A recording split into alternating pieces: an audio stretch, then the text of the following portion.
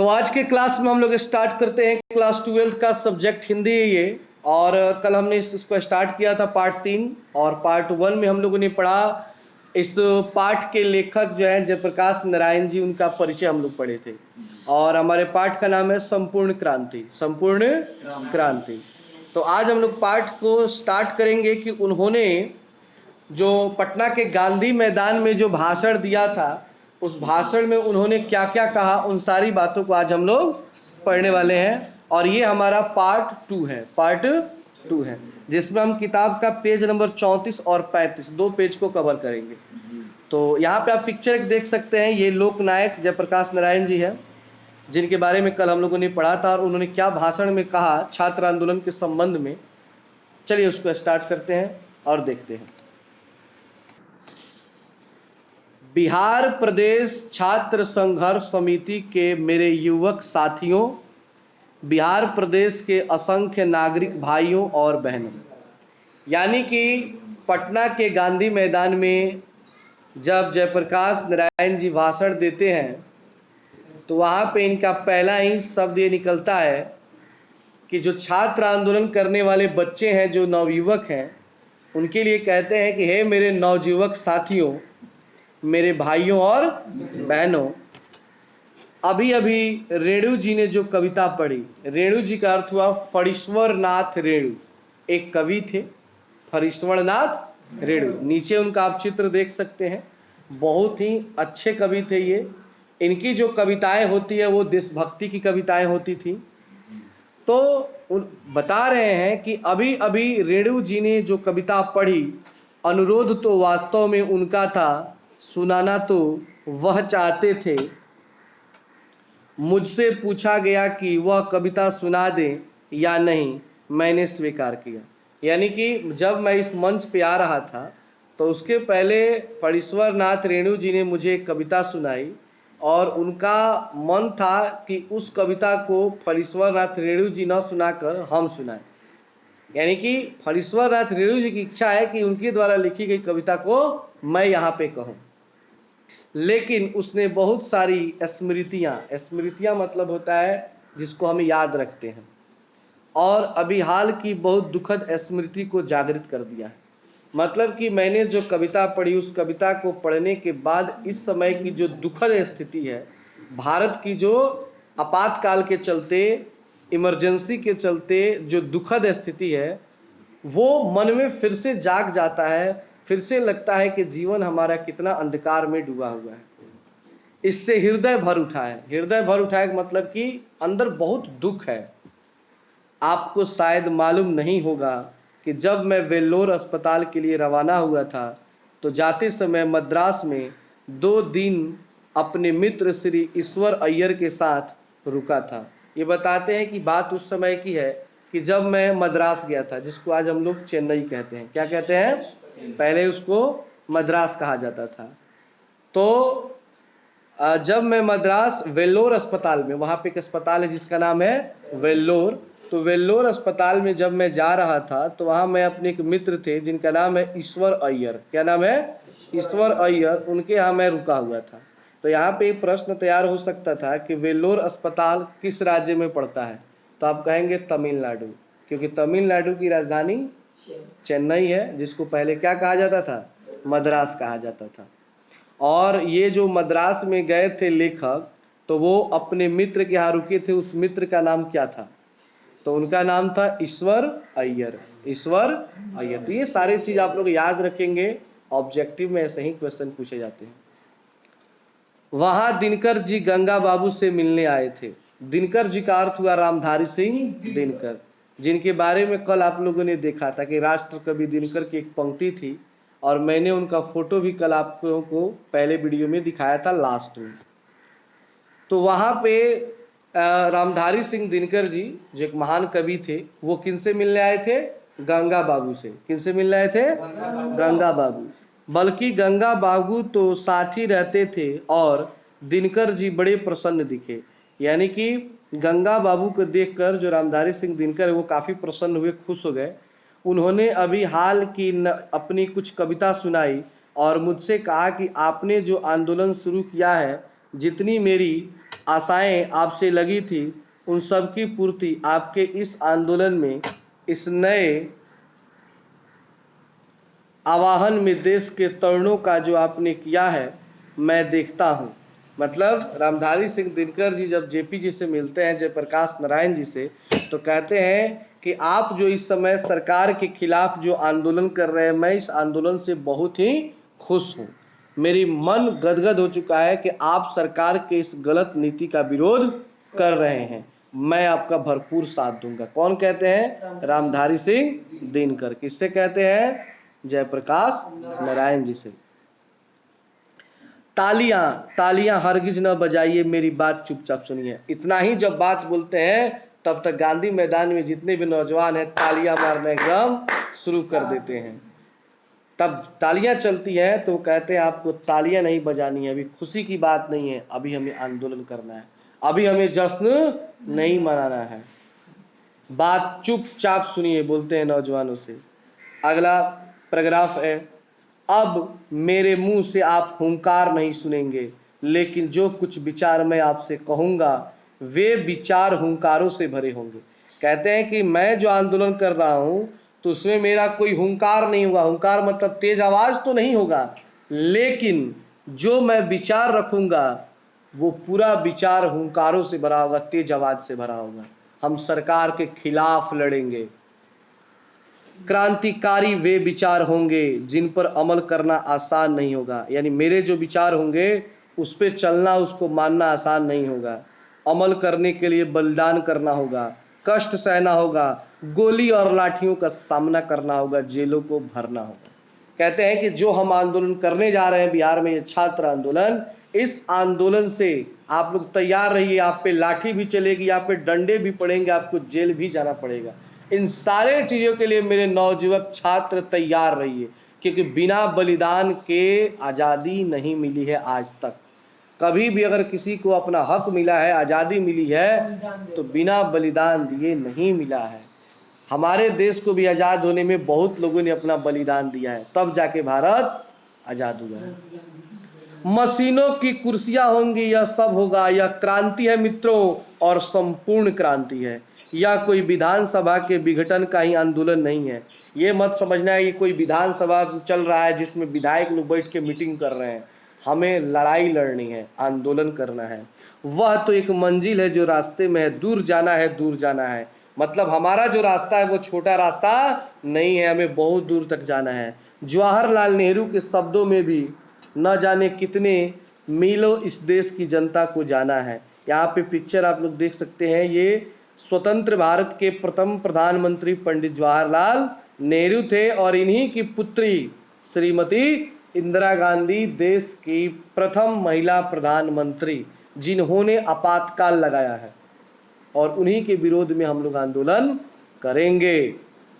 तो जवाहरलाल नेहरू के शब्दों में भी न जाने कितने मीलों इस देश की जनता को जाना है, उस स्वराज्य को प्राप्त करने के लिए जिसके लिए देश के हजारों लाखों जवानों ने कुर्बानियां दी है।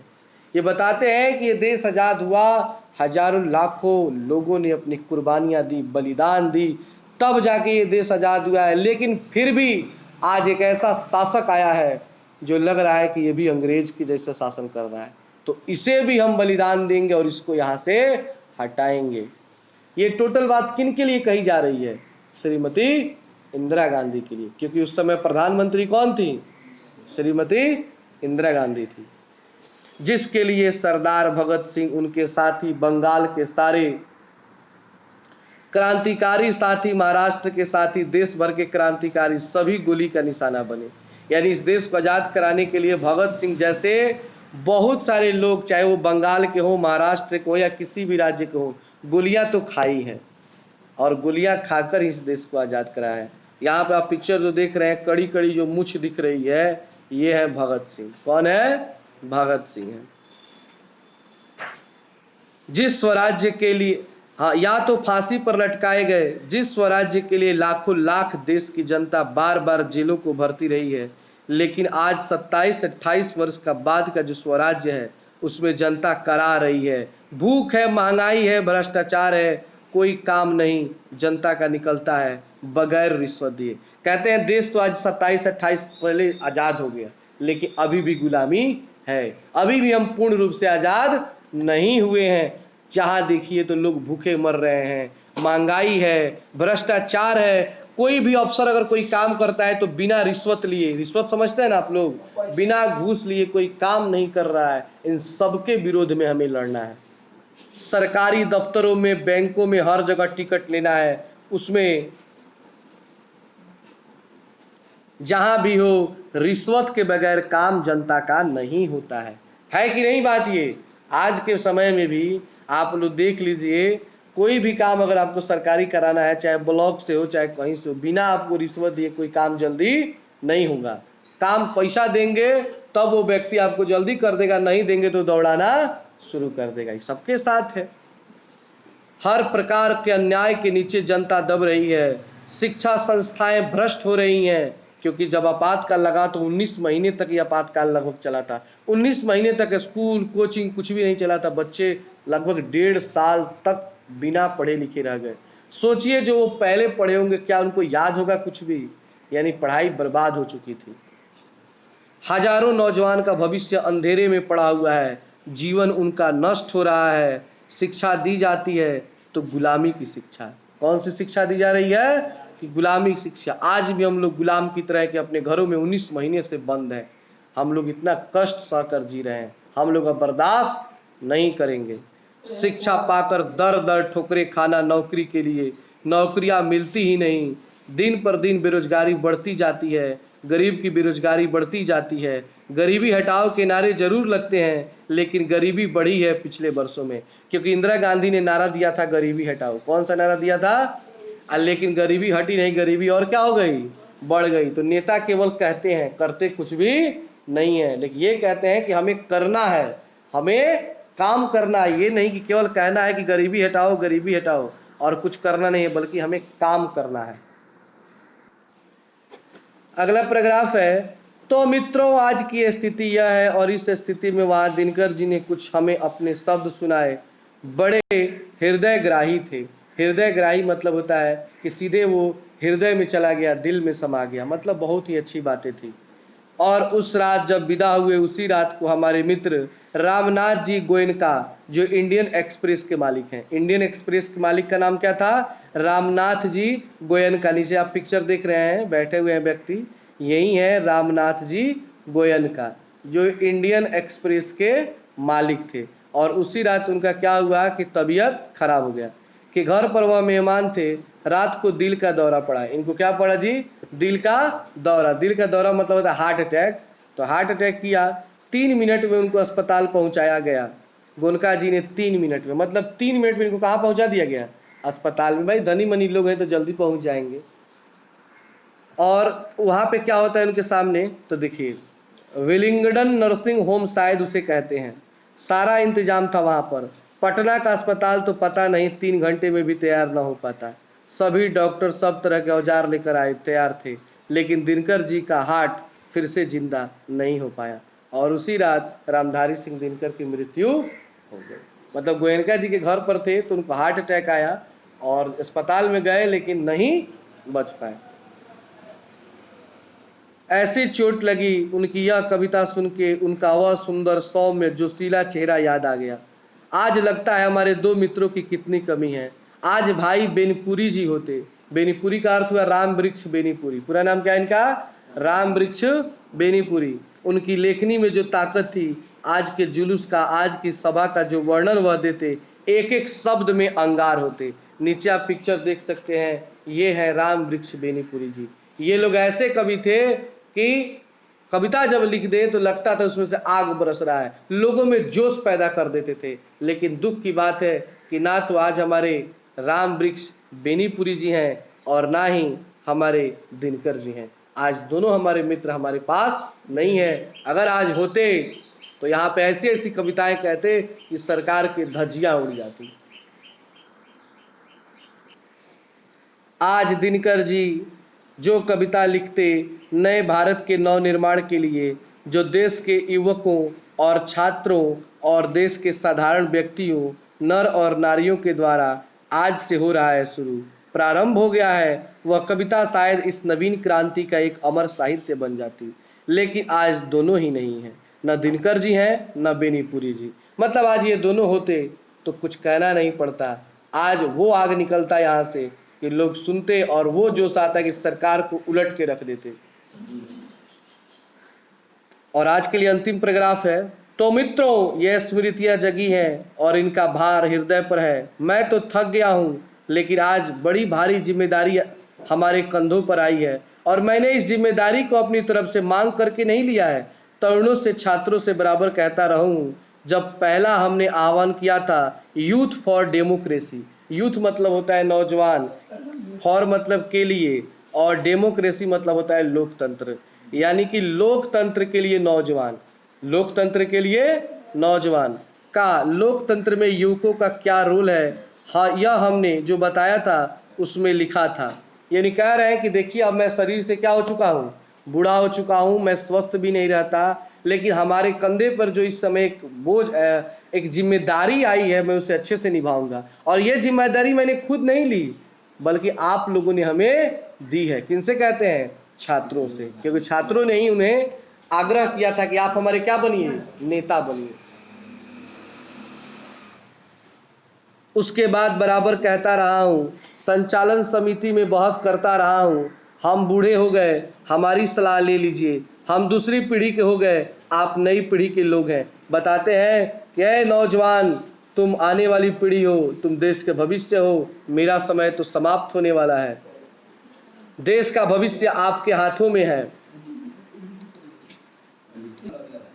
उत्साह है आपके अंदर, शक्ति है आपके अंदर, जवानी है आपके अंदर, आप नेता बनिए, मैं आपको सलाह दूंगा। तो छात्रों ने कहा, जयप्रकाश जी, मार्गदर्शन से काम नहीं चलेगा, आपको नेतृत्व स्वीकार करना पड़ेगा। मतलब ये बच्चों से कहते हैं कि आप लोग नेता बनिए, सबकी जित। कहते हैं ना ना, खाली समझा के निकलिए मत, आपको रहना ही पड़ेगा, आपको नेता हमारा बनकर रहना ही पड़ेगा।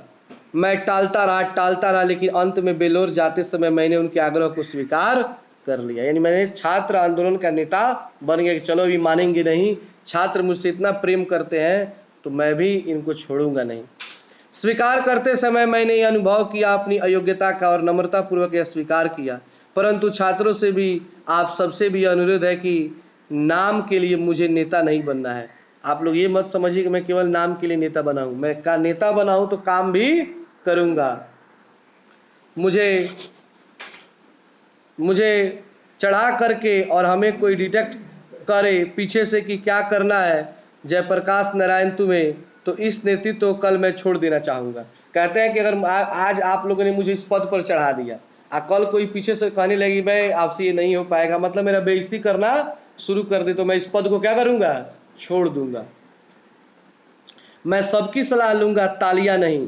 कह रहे सलाह लेंगे हम लोग, ताली मत बजाइएगा, अभी खुशी का समय नहीं है। बात सुनिए, बात समझिए, सबकी सुनूंगा, छात्रों की बात जितना भी ज़्यादा होगा, जितना भी समय मेरे पास होगा, उनसे बहस करूंगा, मझूंगा और अधिक से अधिक उनकी बात मैं स्वीकार करूंगा। आपकी बात स्वीकार करूंगा, जन संघर्ष समितियों की, लेकिन फैसला मेरा होगा। कह रहा है कि बात तो मैं सबसे करूंगा, लेकिन फैसला कौन लेगा? मैं लूंगा कि आगे क्या करना है, डिसीजन मेरा होगा। इस फैसले को इनको मानना होगा और आपको मानना होगा, मतलब आपको भी मानना होगा और सारे लोग जितने इस आंदोलन में हैं सबको मेरे फैसले को क्या करना होगा, मानना होगा, बिना किसी प्रश्न के। वह तो इस नेतृत्व का कोई मतलब है, तब यह क्रांति सफल हो सकती है। यानी कि जब आप लोग मेरा बात मानेंगे तभी क्रांति जाकर ये क्या हो सकती है, और नहीं तो आपस के झगड़ों बहसों में पता नहीं कि हम किधर बिखर जाएंगे और क्या नतीजा निकलेगा। अगर आपस में ही लड़ेंगे तो फिर हम अपने आंदोलन में कभी भी सफल नहीं हो पाएंगे। इसलिए हम मिलजुल कर एक साथ आंदोलन करेंगे और सरकार को गिराएंगे। और हुआ भी कि 1977 में इंदिरा गांधी की सरकार क्या हुई, गिर गई, हार गई और जनता पार्टी की सरकार बन गई। तो ये हमारा 34 और 35 नंबर पेज हो गया। कल के क्लास में हम लोग पढ़ेंगे पेज नंबर 36 और 37। दो पेज को डेली कवर करेंगे, 4 वीडियो में ये कंप्लीट हो जाएगा। तो आज के लिए इतना ही, फिर मिलते हैं अगली वीडियो में।